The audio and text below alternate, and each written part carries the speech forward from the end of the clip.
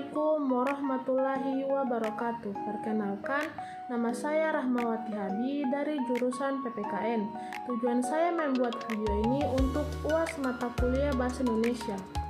Judul buku, Daun yang Jatuh Tak Pernah Membenci Angin. Penulis, Terelie, penerbit Gramedia Pustaka Utama. Tahun terbit 2010, kota terbit Jakarta, jumlah halaman 264 halaman. Harga buku Rp55.000. Keterangan novel fiksi bertema drama keluarga dan cinta. Novel ini menceritakan tentang Tania, seorang gadis kecil hidup dalam kemiskinan bersama ibu dan adiknya. Hingga akhirnya hidup mereka berubah setelah bertemu Danar, seorang pria baik hati yang menjadi penolong mereka seiring waktu. Tania tumbuh dan mulai menyimpan perasaan cinta kepada Danar yang ia anggap sebagai malaikat dalam hidupnya. Tafsiran isi, cerita diawali dari masa kecil Tania yang hidup di rumah kardus dan mengamen demi membantu ibunya yang sakit. Pertemuan dengan Danar terjadi secara tak terduga saat Tania terluka di bus kota. Danar merawatnya, lalu mulai membantu keluarga Tania hingga bisa kembali bersekolah. Tania mengagumi Danar yang hanya memberikan bantuan materi, tapi juga kasih sayang.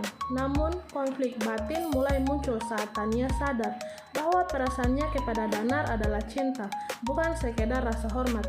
Tania merasa tidak pantas mencintai seorang yang sudah ia anggap seperti kakak dan penyelamat. Di sisi lain, Danar tidak pernah menunjukkan perasaan serupa.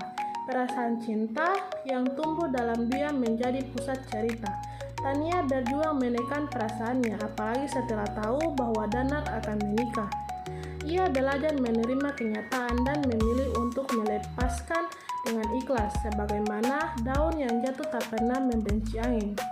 Evaluasi, novel ini memiliki kekuatan dari segi penggambaran emosi dan konflik batin yang kuat.